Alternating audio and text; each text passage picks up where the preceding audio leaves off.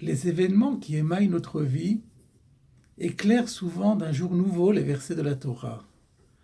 Nous en avons une illustration cette semaine avec la paracha de Noach. En cette période de pandémie mondiale, placée sous le signe du confinement ou du déconfinement, on s'aperçoit que le premier confinement de l'histoire de l'humanité, c'était justement à propos du déluge, lorsque Noé, sa femme et ses enfants et tous les animaux se sont retrouvés confinés pendant 12 mois, au point que Noé a attendu, même après que la terre était redevenue sèche, a attendu l'ordre divin pour sortir, pour que Dieu lui dise Tse minateva. Quelle leçon pouvons-nous tirer de cette remarque? Le Midrash peut-être nous donne une indication en nous disant que Dieu a dit à Noach: sache que cette teva, cette arche dans laquelle tu vas être confiné, va te purifier. Il y a donc un effet purificateur qu'on peut tirer du confinement. Mais de quoi s'agit-il? De quoi Noach avait-il besoin d'être purifié? La paracha s'ouvre sur un éloge dithyrambique de Noach, dont on nous dit que tzadik tamim, c'était un juste parfait, mais que veut dire au fond être juste? Et qu'il marchait avec Dieu. Que veut dire marcher avec Dieu?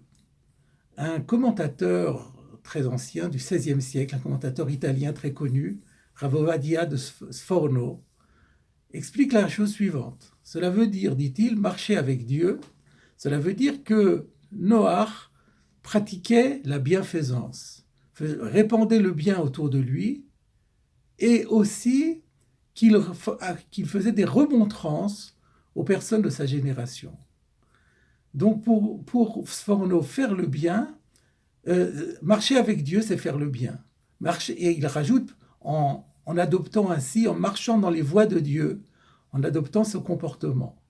Il est remarquable qu'il n'y a que 2 endroits dans la Torah où on en retrouve cette expression. Nous l'avons trouvé la semaine dernière dans la paracha de Bereshit à propos de Hanor, le père de Methushelach, de Mathusalem, et donc l'arrière-grand-père de Noach, à propos duquel il est dit aussi qu'il marchait avec Dieu.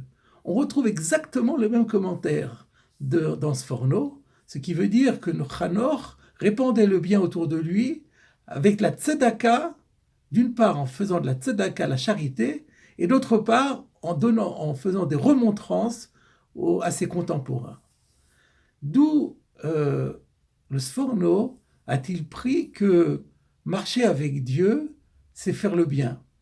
Je pense qu'il s'est inspiré d'un texte du Talmud dans Sota, page 14a, à propos d'un verset de la paracha de Re'eh qui dit « Vous suivrez de près Hachem votre Dieu ». Et le Talmud demande « Mais comment peut-on suivre de près Hachem alors qu'il est dit que Dieu est un feu dévorant ?» Eh bien, ça veut dire « marche dans ses voies ». Et la Gemara précise « De la même façon que Dieu a nourri, que Dieu a vêtu ceux qui sont nus, que Dieu a consolé ceux qui étaient en deuil, qu'il a enterré ce qui devait être enterré, qui a visité les malades, eh bien toi aussi, fais comme Dieu, revêt les personnes qui sont nues, viens visiter les malades, console les endeuillés et enterre les morts. Mais cela dit, il y a un deuxième enseignement dans Sforno, c'est que pour marcher dans les voies de Dieu, il ne suffit pas de répandre le bien sur le plan matériel, il faut aussi le faire au plan spirituel. Il faisait des remontrances aux gens de sa génération, dit Sforno, comme le disent nos maîtres. En fait, il fait sans doute allusion à un Midrash, Tanhuma, qui dit que Dieu a dit à Noach de construire son arche 120 ans avant le déluge, et que pendant tout ce temps-là, Noach a commencé par planter des cèdres, et ensuite il les a coupés, ensuite il a fabriqué son arche en sciant le bois, etc. Et tout le temps, les gens de sa génération, qui vivaient très longtemps à l'époque, lui demandaient « Mais qu'est-ce que tu fais ?» Et chaque fois, il leur dit « Faites teshuva parce que Dieu veut détruire le monde. » Ils ne l'ont pas écouté. Nous voyons ici qu'il ne suffit pas. Donc nous apprenons déjà un très grand enseignement, c'est que en faisant le bien autour de nous, eh bien, nous imitons Hachem et nous nous approchons de lui, nous pouvons marcher avec lui. Mais il ne suffit pas de faire le bien au plan matériel, il faut le faire aussi au plan spirituel. Mais il y a alors un autre commentaire de Sforno qui va faire un énorme problème. Parce qu'à la fin de Bereshit, le dernier verset de la Sidra de Bereshit nous dit « Venoach matzachen be'enei Hashem » Noé a trouvé grâce aux yeux de Dieu. Trouver grâce, pourquoi? Si on dit trouver grâce, ça veut dire qu'on ne mérite pas. Et effectivement, Sforno dit « Noach méritait d'être en ce qui le concerne sauvé, mais il ne méritait pas que ses enfants soient sauvés. » Pourquoi? Parce qu'il n'était pas parvenu à enseigner la bonne parole aux gens de sa génération.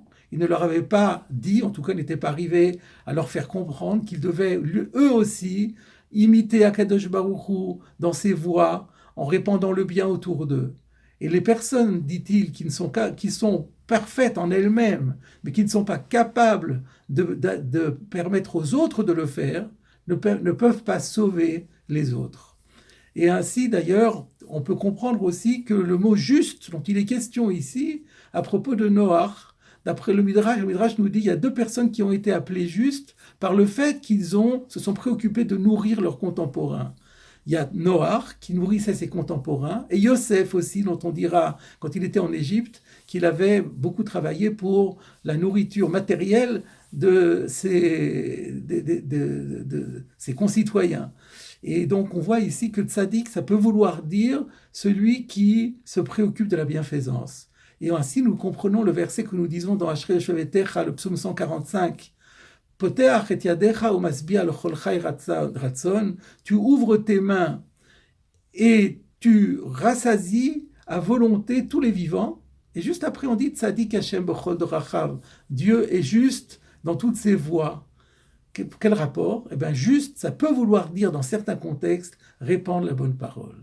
Mais alors, comment est-ce que Noach a fini quand même par mériter que ses enfants rentrent dans l'arche? Il n'a pas mérité, mais il a trouvé grâce. Alors Dieu lui a fait cette grâce.